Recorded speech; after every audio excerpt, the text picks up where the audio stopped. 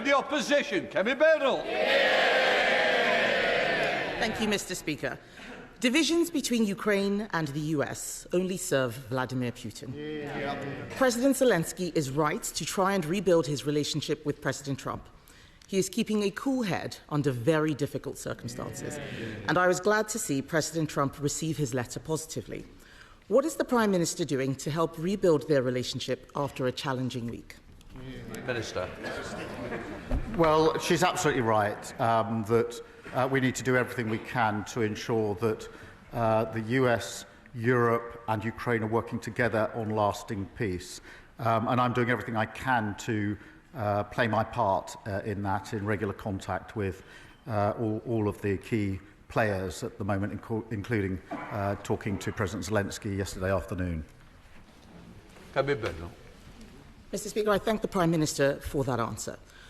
All of us in this House know that the British Armed Forces are a huge source of pride to our country. They put themselves in harm's way to defend our values. As the opposition, we support efforts to resolve this conflict, but we cannot write a blank cheque. If British peacekeeping troops in Ukraine were attacked, whether directly or via proxies, we could be drawn into conflict with Russia. Can the Prime Minister reassure all those who are concerned about the UK being drawn into war? Minister. Yes, that's the last thing anybody wants to see. And the whole point of ensuring that there's a lasting peace and that any deal, if there's a deal, is defended, is to avoid conflict, to ensure that we do have peace. The way to ensure we have peace is to ensure there are guarantees for any deal that is in place, because the surest risk that there will be conflict is if Putin thinks that he can breach any deal that may be arrived at. The Prime Minister is quite right, and we on this side of the House agree with him. The objective for his visit to Washington was to get that US security guarantee for Ukraine, and I commend his efforts in this very difficult task. But nonetheless, on Monday, the United States withdrew military aid for Ukraine. Can he update the House on the steps he is taking to persuade America that it is also in their national interest to provide a security guarantee? Prime Minister. I'm pleased to inform the House that on Thursday of last week we did discuss security guarantees. The President made absolutely clear his commitment to Article 5 of NATO, absolutely clear that he would have our backs because of the relationship between our parties, and agreed that our teams would sit down together to talk through security guarantees. I've spoken to him, I think, 3 times since then on the telephone, because it is vitally important that we work with the US, with Europe and Ukraine and make sure that if there is a deal, it has proper security guarantees in place. Kemi Badenoch. Mr. Speaker, I know the Prime Minister is not able to comment on specific intelligence matters, and I'm certainly not asking him to do that. However, there are concerning reports that the United States has instructed Britain to suspend intelligence sharing with Ukraine, and other reports that Five Eyes itself may be at risk. We need to make sure America does not disengage.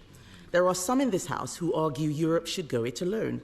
But does he agree with me that without this country's greatest ally, any peace agreement would place a terrible burden on Britain and our taxpayers?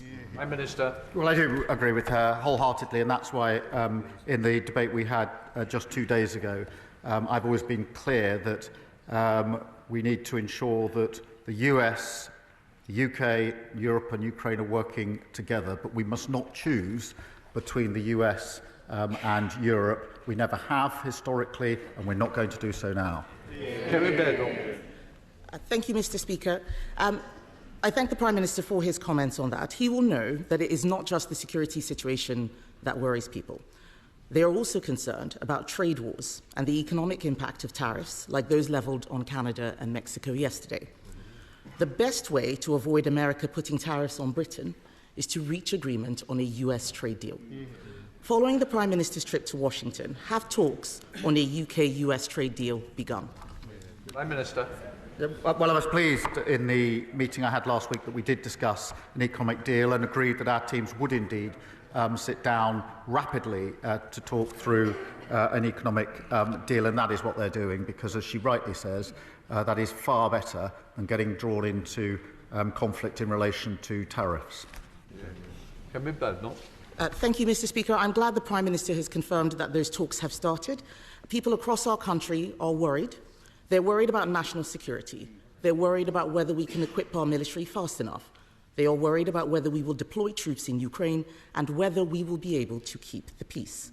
They are also worried about our economic security. Can we afford all this? The world is changing fast, and we need an entirely new approach to our economy and our energy security. The budget last year halted growth with higher taxes and higher borrowing. Yesterday, farmers were protesting in Whitehall again. People are hurting. Will he now change course so we can have the economic security we know we need for our national security? Prime Minister. We were doing so well.